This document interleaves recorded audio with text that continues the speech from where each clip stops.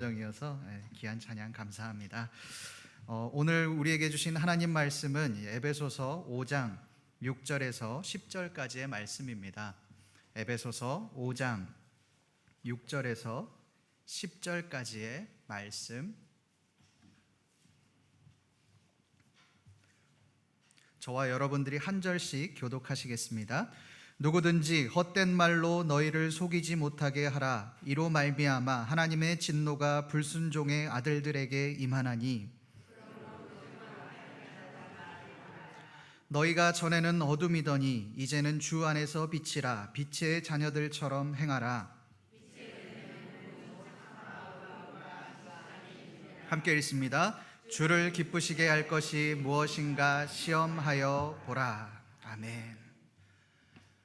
여러분이 정체성이라는 말을 많이 들어보셨을 겁니다. 이 정체성이라는 말의 사전적인 의미는 변하지 아니하는 존재의 본질을 깨닫는 성질, 또는 그 성질을 가진 독립적 존재라는 뜻입니다. 이 정체성이라는 말의 뜻 속에 존재의 본질이라는 말이 나옵니다. 즉, 이 정체성이라는 것은 존재의 본질을 깨닫는 것이라고 할 수 있습니다. 인간의 본질이 무엇인지를 깨닫는 것이 곧 정체성입니다. 그렇다면 그리스도인의 정체성이라는 것은 과연 무엇일까요? 오늘 말씀은 그리스도인의 정체성에 대해서 말씀하고 있습니다. 여러분, 오늘 말씀을 한번 자세히 보십시오. 누구든지 헛된 말로 너희를 속이지 못하게 하라. 그렇게 말씀을 시작합니다. 도대체 왜 바울은 정체성에 관하여 이야기하며 헛된 말, 속이는 말, 이 말들을 먼저 언급하고 있는 것일까요? 헛된 말과 속이는 것이 과연 정체성이랑 무슨 상관이 있는 것일까요? 이것을 알기 위해서 에베소 교회 안에 어떠한 일들이 있었는지를 한번 알아보겠습니다. 바울은 왜 헛된 말과 속이는 것에 대해서 언급하고 있을까요? 간단합니다. 에베소 교회 안에 헛된 말로 속이는 자들이 있었기 때문에 그렇습니다. 에베소 교회 안에 과연 어떠한 일들이 있었는지 또 본문에서는 정확하게 나와 있지 않습니다. 그러나 계시록에 보면 에베소 교회 안에 어떠한 일들이 있었기에 이 말을 하는지 유추할 수 있는 그런 내용이 나옵니다. 우리 계시록 2장 2절 말씀을 함께 읽어보겠습니다. 시작. 내가 내 행위와 수고와 또 약한 자들을 용납하지 아니한 것과 자칭 사도라 하되 아닌 자들을 시험하여 그의 거짓된 것을 내가 드러낸 것과. 계시록 2장의 말씀은 에베소 교회에 보내는 권면의 편지의 말씀입니다. 요한은 에베소 교회를 향하여 몇 가지 칭찬들을 합니다. 내 행위의 수고와 인내를 알고 있다라고 그렇게 말을 합니다. 그리고 이후에 뭐라고 말을 합니까? 악한 자들을 용납하지 아니한 것에 대해서 칭찬을 합니다. 그 칭찬의 내용을 자세히 한번 보십시오. 자칭 사도라 하되 아닌 자들을 시험하여 그의 거짓된 것을 내가 드러낸 것이라고 그렇게 말을 합니다. 그렇다면 에베소 교회 안에 자칭 사도라 하는 사람들이 있었다는 말입니다. 자기가 하나님의 계시를 받았다, 내가 메시아다, 내가 그리스도다라고 말하는 망령된 말을 하는 거짓 선지자들이 에베소 교회 안에 있었다는 말입니다. 실제로 디모데전서 1장에 보면 바울이 디모데에게 에베소에 머물게 한 이유에 대해서 말씀하고 있습니다. 그 이유가 무엇입니까? 디모데전서 1장 3절에서 4절 말씀을 함께 읽어보겠습니다. 디모데전서 1장 3절에서 4절입니다. 시작. 내가 마게도냐로 갈 때에 에베소에 머물라 한 것은 어떤 사람들을 명하여 다른 교훈을 가르치지 말며 신하와 끝없는 족보에 몰두하지 말게 하려 함이라. 이런 것은 믿음 안에 있는 하나님의 경륜을 이름보다 도리어 변론을 내는 것이라. 여러분, 바울이 디모데를 에베소에 머물게 한 이유가 무엇입니까? 바울이 에베소를 떠난 뒤에 자신이 하나님의 계시를 받은 메시아다, 자칭 사도다라고 하는 그 거짓 선지자들을 경계하기 위해 디모데를 에베소에 남겨두고 간 것입니다. 허탄한 신화와 족보로 에베소 교인들을 미혹시키지 못하게 하기 위해 디모데를 에베소에 남겨두었습니다. 그렇다면 실제로 에베소 교회 안에 거짓 선지자들로 인하여서 실족하고 넘어지는 사람들이 있었다는 말입니다. 여러분, 에베소가 어떤 곳입니까? 바울이 에베소 회당에서 3개월간 하나님의 말씀을 전했던 곳이 바로 에베소입니다. 그것도 모자라서 바울의 뒤를 이어서 제자들을 따로 세워 2년간 하나님의 말씀을 가르치고 강론했던 곳이 바로 에베소입니다. 에베소 교인들은 바울뿐만 아니라 제자들에게까지 하나님의 말씀을 공부하고 양육받는 그런 일들이 있었습니다. 여러분, 이 정도 양육을 받았으면 말씀에 바로 서야 하지 않겠습니까? 이 정도 훈련을 받았으면 넘어지지 말아야죠. 왜 넘어집니까? 왜 거짓 선지자들의 교훈에 넘어갑니까? 그것은 이 거짓 선지자들이 미혹의 영을 가지고 있었기 때문에 그렇습니다. 예수님은 마가복음 13장에서 마지막 때에 어떠한 징조가 있겠습니까? 라고 묻는 그 제자들의 질문에 이렇게 대답하십니다. 우리 마가복음 13장 5절에서 6절까지의 말씀을 함께 읽습니다. 시작. 예수께서 이르시되 너희가 사람의 미혹을 받지 않도록 주의하라. 많은 사람이 내 이름으로 와서 이르되 내가 그라하여 많은 사람을 미혹하리라. 여러분, 예수님은 미혹이라는 단어를 사용합니다. 미혹이라는 말은 헬라어로 플라네세, 양떼가 길을 잃고 방황하는 것을 뜻합니다. 거짓 선지자들이 너희를 미혹시켜서 길을 잃고 방황하게 만들 거라는 겁니다. 이 말은 너희들 중에 진리를 떠나 미혹되어 하나님의 말씀을 떠나고 신앙을 저버리고 거짓 진리를 따르는 사람들이 생기게 될 거라는 겁니다.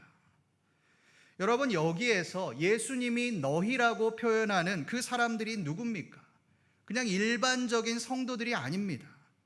예수님과 동고동락하며 예수님의 이적과 기적과 모든 사역들을 지켜본 제자들입니다. 예수님의 말씀을 들으며 양육되어진 그런 사도들입니다. 그런 사도들이 거짓 선지자들에게 미혹을 당할 거라는 겁니다. 이것이 바로 바울이 헛된 말과 속이는 말을 언급하는 이유입니다. 이러한 헛된 말과 속이는 말에 더 이상 미혹당하지 말라는 것입니다. 여러분, 우리도 마찬가지입니다. 오늘날 이단들이 얼마나 많습니까? 얼마나 판을 칩니까?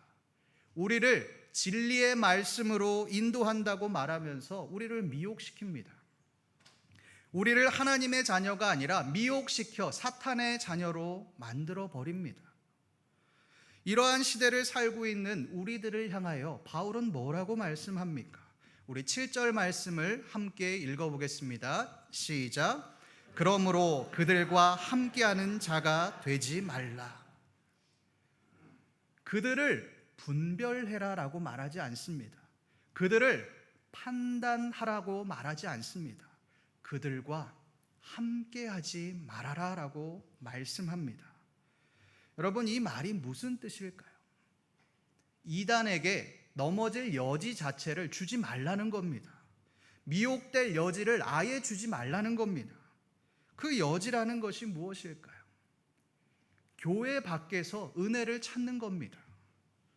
교회 안에서 만족하지 못하고 교회 밖에서 내가 은혜 받을 것, 하나님의 말씀, 복음에 대해서, 신앙에 대해서 갈급해서 더 찾는 것입니다.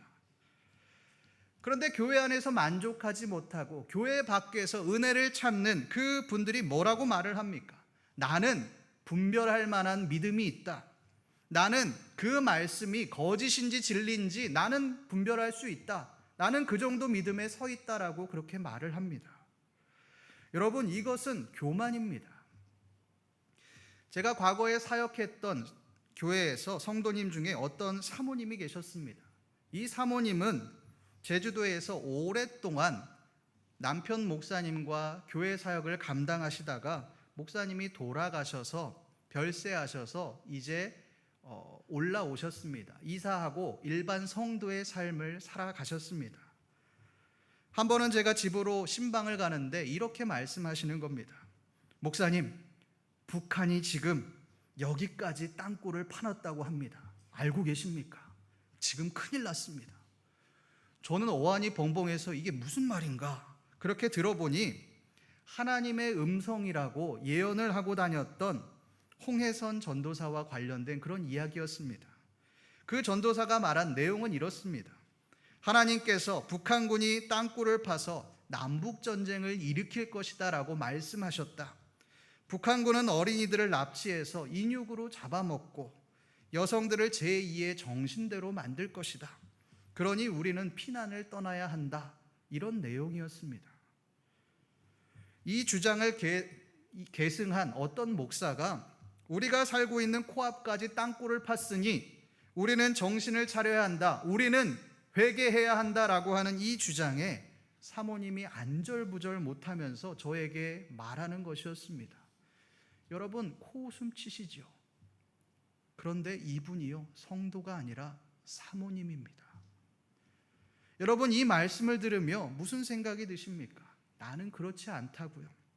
나는 절대 넘어가지 않는다고요. 그렇지 않습니다. 이단에 빠진 사람들은 미련해서 빠진 것이 아닙니다. 하나님의 말씀을 정확하게 알지 못했기 때문에 이단에 빠지는 것입니다. 교회 안에서 들려지는 그 말씀보다, 복음보다 유튜브에서 또 외부에서 전하는 그 말씀이 더 명확해 보이고 진리 같아 보이니 결국 그 거짓 복음에 빠지게 되는 것입니다. 성도 여러분, 교회 밖에서 진리를 찾지 마십시오. 명설교자들을 찾으면서 은혜의 말씀들을 골라 들으려고 하지 마십시오. 내가 직접 하나님의 말씀을 연구하고 깨달으십시오. 잘 모르겠으면 목사님들을 찾아가서 물어보십시오. 성경 공부하자고 하나님의 말씀을 들려달라고 그렇게 조르십시오. 좋은 성도가 좋은 목사를 만드는 것입니다. 교회 안의 말씀이나 교회 안에서 행해지는 양육과 성경 공부에는 관심 없으면서 왜 밖에 눈을 돌립니까? 왜 다른 목사님의 설교 말씀을 들으며 다른 기독교 단체에서 행하는 그 집회, 그것들을 보며 왜 우리 교회는 이렇지 못하냐? 왜 거기에만 은혜가 있냐? 왜 우리는 이렇게 하지 못하느냐라고 비난하지 마십시오. 그러면 결국 거짓 영에 미혹될 수밖에 없는 것입니다. 이단에 넘어갈 수밖에 없습니다. 하나님은 그런 우리들에게 이렇게 말씀하십니다. 그들과 함께하는 자가 되지 말라. 교회 밖에서 복음을 찾지 말고 교회 안에서 우리에게 계시하신 그 진리의 복음을 발견해라. 그 복음에 감격하는 삶을 살아라. 하나님의 말씀을 사모하심으로 또 진리에 올바르게 서심으로 사탄에 넘어가는 자가 아니라 진리의 말씀을 올바르게 깨달으시는 저와 여러분들 되시기를 간절히 소망합니다. 바울은 이제 본격적으로 그리스도인의 정체성에 대해서 말씀합니다. 그 내용을 한번 보십시오. 다 같이 우리 오늘 말씀 8절 말씀을 함께 읽어보겠습니다. 시작. 너희가 전에는 어둠이더니 이제는 주 안에서 빛이라. 빛의 자녀들처럼 행하라. 8절 말씀을 한번 자세히 보십시오. 어둠과 빛을 대조하고 있습니다. 바울은 왜 이 어둠과 빛을 대조하고 있는 것일까요? 어둠과 빛을 표현하는 그 동사들을 한번 보십시오. 어둠 앞에는 전에는 이라는 동사가 나옵니다. 빛 앞에는 이제는 이라는 동사가 붙습니다. 그렇다면 어둠과 빛은 에베소 교인들이 예수를 믿기 전과 예수를 믿고 난 이후의 삶에 대해서 말하고 있다는 것을 우리가 알 수 있습니다. 여러분, 예수를 믿기 전 에베소 교인들이 어떠했습니까? 어둠이었습니다. 그러나 그 어둠에 있던, 사망 가운데 있던 에베소 교인들이 이제는 빛이 되었다는 것입니다. 여러분, 이 어둠이라고 하는 것이 무엇입니까? 아주 깜깜한 상태입니다. 제가 잠을 잘 때 아이들 3명을 따로 분리해서 안방에서 아이들만 재웁니다. 그런데 그 재울 때 어떻게 재우는지 아십니까? 암막 커튼으로 창문을 다 막습니다. 완전히 깜깜해질 때까지 꼼꼼하게 다 막습니다. 칠흑 같은 어두움을 만들어 놓고 그렇게 아이들 3명을 재우고 그리고 나서 저희들은 나옵니다. 아주 갓난아기 때부터 이렇게 해서 아이들을 재웠습니다. 그런데요, 그렇게 해놓으면 너무 깜깜해서 눈앞에 아무것도 보이지 않습니다. 한 번은 너무 깜깜해서 아이를 재우던 아내와 제가 머리를 같이 박아서 제 안경이 부셔진 적도 있습니다. 여러분, 어둠이 상징하는 것은 악입니다. 어둠 속에 있으면 악한 죄를 아무리 지어도 보이지 않아서 그것이 죄인지 아닌지 분간할 수가 없습니다. 그런데 예수 믿기 전 에베소 교인들의 상황이 이러했다는 것입니다. 그들은 우상 숭배했고 아데미 신상에 절하던 사람들이었습니다. 아데미 신전에서 행해지는 그 음행에 빠져 있었고 성적으로 타락한 삶을 살아갔던 사람들이 바로 에베소 사람들이었습니다. 자신의 쾌락을 위해서라면, 자신의 만족을 채우기 위해서라면 모든 것을 하는 사람들이 바로 에베소 사람들이었습니다. 바울은 에베소서 2장 1절에서 이미 에베소 교인들이 허물과 죄로 죽었다라고 그렇게 말을 합니다. 소망이 없는 자였다라고 그렇게 말을 합니다. 아무런 희망도 소망도 없는 삶을 살았던 사람들이 바로 에베소 교인들이었습니다. 어둠에 대한 바울의 표현을 한번 보십시오. 바울은 에베소 교인들이 어둠의 행동을 했다, 죄악을 저질렀다 그렇게 말하지 않습니다. 그들이 어둠이었다라고 그렇게 말을 합니다. 존재 자체가 악, 어둠 자체였다라고 그렇게 말을 합니다. 소망의 여지가, 구제의 여지가 아예 없는 사람들이 바로 에베소 교인들이었습니다. 그런데 그런 에베소 교인들이 어떻게 되었습니까? 이제는 주 안에서 빛이라, 예수를 믿고 빛이 되었습니다. 여러분, 과연 이 말씀, 빛이 되었다는 말이 무슨 의미일까요? 우리 요한 1서 1장 5절 말씀을 함께 읽어보겠습니다. 시작. 우리가 그에게서 듣고 전하는 소식은 이것이니 곧 하나님은 빛이시라, 그에게는 어둠이 조금도 없으시다는 것이라. 요한은 이 빛에 대해서 말하면서 하나님은 빛이시다라고 그렇게 말을 합니다. 하나님 존재 자체가 빛이다라고 그렇게 말을 합니다. 그렇다면 주 안에서 빛이라는 것은 도대체 무슨 말일까요? 우리의 존재 자체가 하나님께 속한 존재로 바뀌었다는 뜻입니다. 여러분, 어둠은 악에 속한 것입니다. 사탄에 속한 영역입니다. 바울은 너희의 존재 자체가 어둠에 속했다, 너희의 존재 자체가 악이었다라고 그렇게 말을 합니다. 그런 소망이 없는 우리가 예수 그리스도의 십자가 보혈의 은혜로 빛이 되었습니다. 하나님께 속한 자가 되었습니다. 우리의 존재 자체가 바뀌게 되었습니다. 여러분, 우리도 마찬가지 아닙니까? 우리의 삶은 어떻습니까?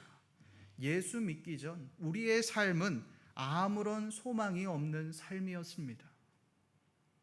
존재 자체가 어둠이었습니다. 아무도 우리를 건져내지 못하고 아무도 우리를 끌어내주지 못하는 그 사망의 구렁텅이에 빠져있던 사람들이 바로 우리였습니다. 그런 우리를 하나님은 건져내셔서 사망에서 생명으로 건져주셨습니다. 저는 가끔 이런 생각을 합니다. 내가 만약 예수를 믿지 않았다면 어떤 삶을 살았을까? 한 번쯤 이런 고민들을 해보지 않습니까? 이런 생각을 하지 않습니까? 그렇다면 내가 과연 예수 믿지 않았다면 소망의 삶을 살 수 있었을까? 지금보다 더 나은 삶을 살 수 있었을까? 저의 대답은 절대 아니다입니다. 예수 믿지 않았다면 저의 삶은, 우리의 삶은 절망 그 자체였을 겁니다. 여러분, 물론 예수 믿지 않았다면 신앙이라고 하는 그 기준에 얽매이지 않고 살아갈 수 있었겠죠. 에베소 사람들과 같이 음행을 하며 내가 하고 싶은 대로 마음대로 살 수도 있었을 겁니다. 죄악을 지으면서도 죄책감을 느끼지 않고 그저 내 몸이 허락하는 대로, 내 육신이 원하는 대로 마음대로 그런 삶을 살 수 있었을 겁니다. 그러나 여러분, 그러한 삶은 어둠의 삶입니다. 사망의 삶입니다. 아무런 소망이 없는 그러한 삶입니다. 하나님은 어둠 가운데 있는 우리를 어둠에서 빛으로 이끌어 주셨습니다. 절망의 삶에서 소망의 삶으로 옮겨 주셨습니다. 이것이 바로 빛에 속한 사람들의 삶입니다. 그것의 의미입니다. 이 하나님의 은혜를 기억하며 우리의 삶이 어둠이 아니라 빛의 삶을 살아가시는 여러분들 되시기를 간절히 소망합니다. 그렇다면 여러분, 빛의 삶을 살아간다라고 하는 것은 과연 어떠한 삶이겠습니까? 8절 하반절 말씀을 한번 보십시오. 바울은 빛의 자녀들처럼 행하라라고 그렇게 말씀합니다. 그러나 빛의 자녀들처럼 행하는 것이 무엇인지 잘 모르겠습니다. 과연 빛의 자녀들처럼 행하는 삶이 어떤 삶이겠습니까? 우리 오늘 말씀, 이 9절 말씀을 함께 읽어보겠습니다. 시작. 빛의 열매는 모든 착함과 의로움과 진실함에 있느니라. 아멘. 바울은 이 빛의 열매들에 대해서 언급합니다. 모든 착함, 의로움, 진실함, 이 세 가지를 언급합니다. 빛의 자녀가 된 너희는 이러한 삶을 살아야 한다, 열매 맺는 삶을 살아야 한다라고 말하는 것입니다. 여러분이 착함, 우리가 착함하면 떠오르는 이미지는 무엇입니까? 말 잘 듣고 온순한 그런 이미지입니다. 그러나 이 착함이라고 하는 헬라어 아가도시네는 우리가 말 잘 듣고 착한 모습으로 생각하는 그런 뜻이 아닙니다. 선함, 악을 행하지 않는 상태를 의미합니다. 여러분, 어떻게 악을 행하지 않고 선한 삶을 살아갈 수 있겠습니까? 오직 하나님이 우리를 선한 길로 이끄셔야만 우리는 착함의 삶을 살 수 있는 것입니다. 의로움과 진실함도 마찬가지입니다. 이 세 가지 성품은 우리의 힘으로 할 수 있는 것이 아닙니다. 오직 하나님께서 우리를 통해 역사하실 때만이 가능한 일입니다. 하나님께서 어둠 가운데 있는 우리를 빛으로 이끄셔야만 우리가 빛의 열매들을 맺을 수 있는 것입니다. 우리가 어떻게 하나님이 역사하시는 삶을 살 수 있겠습니까? 우리 10절 말씀을 함께 읽어보겠습니다. 시작. 주를 기쁘시게 할 것이 무엇인가 시험하여 보라. 우리가 하나님을 기쁘시게 하는 삶을 살아갈 때 우리에게는 빛의 열매가 나타나게 됩니다. 하나님을 기쁘시게 하는 삶이 어떤 삶입니까? 우리의 것을 내어놓는 삶입니다. 우리의 원이 아니라 하나님의 원대로 살아가는 삶입니다. 예수님은 그 삶의 모델을 우리에게 직접 보여주셨습니다. 예수님은 겟세마네 동산에서 하나님 앞에 간절히 기도합니다. 이 잔을 내게서 옮겨 주시옵소서. 그렇게 간절히 땀방울이 핏방울이 될 정도로 간절히 하나님 앞에 기도했습니다. 예수님 또한 십자가를 지시는 것이 상당한 고통이자 괴로움이었습니다. 견딜 수 없는 두려움에 피하고 싶은 일이었습니다. 그러니 제발 하나님께서 이 십자가, 이 잔을 나에게서 옮겨주셨으면 좋겠는 겁니다. 그러나 예수님의 기도는 이후 이렇게 바뀝니다. 내 원대로 마시옵고 아버지의 원대로 되기를 원하나이다. 여러분, 예수님이 자신의 죽음 앞에 순종한 이유가 무엇입니까? 우리를 살리기 위해서입니다. 우리를 구원하시기 위해 자신의 목숨을 내어주신 것입니다. 양하진 외국인 선교사 묘원에 가면 1908년 급성 맹장염으로 25살의 나이에 조선 땅에서 순교한 여선교사 루비 켄트릭의 묘가 있습니다. 그녀는 생명을 바쳐 조선 땅에 복음을 전했습니다. 온 힘을 다해 복음을 전했습니다. 죽음을 앞두고 그녀는 자신을 파송한 텍사스 청년 선교단에 이렇게 편지를 보냅니다. 만일 내가 죽으면 텍사스 청년 회원들에게 10명씩, 20명씩, 또 50명씩 아침 저녁으로 조선에 가라고 그렇게 전해 주십시오. 만약 내게 줄 수 있는 1000개의 생명이 있다면 나는 1000개의 생명을 모두 조선을 위해 바치겠습니다.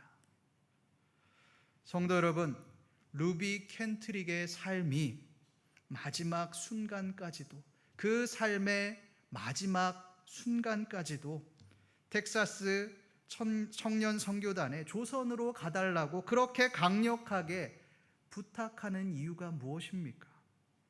조선의 영혼들을 위해 자신의 생명을 내어준 것입니다. 나는 죽지만 하나님께서 사랑하시는 이 조선의 백성들은 구원을 받아야만 하는 것입니다. 설령 내가 죽더라도 다른 사람들이 이곳에 와서 이 조선의 사람들을 살렸으면 좋겠는 겁니다. 그러니 1000개의 생명을 조선을 위해서 바치겠다라고 하는 그 믿음의 고백이 나온 것입니다. 다른 생명을 살리기 위해서 우리의 것을 내어놓는 삶, 그 삶이 바로 그리스도의 정체성을 가진 자의 삶이라고 할 수 있습니다. 그런데 우리는 왜 아직도 하나님이 아니라 나를 기쁘게 하는 그런 삶을 살아가십니까? 왜 예수 믿으면서도 조그만 희생이라도 하지 않겠다라고 그렇게 악착같이 살아가고 계십니까? 왜 예수 그리스도를 통해 하나님을 기쁘시게 하는 삶이 아니라 내 욕망을 이루기 위해서 신앙생활을 하고 계십니까? 왜 아직도 어둠 가운데 살아가고 계십니까? 바울은 오늘 말씀을 통해 우리에게 이렇게 말씀합니다. 너희는 더 이상 어둠이 아니다. 너희는 빛의 자녀가 되었다. 그러니 빛의 자녀들처럼 행하라. 세상 사람들과 똑같이 나를 위해 나를 기쁘게 하는 삶이 아니라 나를 내어줌으로, 희생함으로 하나님이 기쁘시게 하는 삶을 살아라. 오늘 말씀처럼 어둠 가운데 행하는 삶이 아니라 우리의 것을 내어주며 생명을 살리며 빛의 자녀들처럼 행하며 이 땅에서 하나님의 나라를 이루어 가시는 신림교회 모든 성도님들 되시기를 간절히 소망합니다. 기도하겠습니다. 하나님 아버지, 오늘 말씀을 통해 그리스도의 정체성, 그리고 그리스도인의 정체성에 대해서 알게 하시니 감사를 드립니다. 하나님 말씀을 통해 우리 자신을 되돌아봅니다. 하나님, 내가 하나님을 믿는다고 하지만 그 속에 우리의 욕망을 채우려고 하지는 않았는지 되돌아봅니다. 그 속에 나를 희생하지 않으려고 하는, 내 것을 내어놓지 않으려고 하는 그 마음이 있지는 않았는지 되돌아봅니다. 하나님, 우리를 용서하여 주시고 예수님처럼 우리 또한 우리의 것을 내어줌으로 수많은 생명을 살리는 삶을 살아가는 그리스도인의 삶이 되어질 수 있도록 주여 도와주시옵소서. 감사드리며 살아계신 우리 주 예수 그리스도의 이름으로 기도드립니다. 아멘.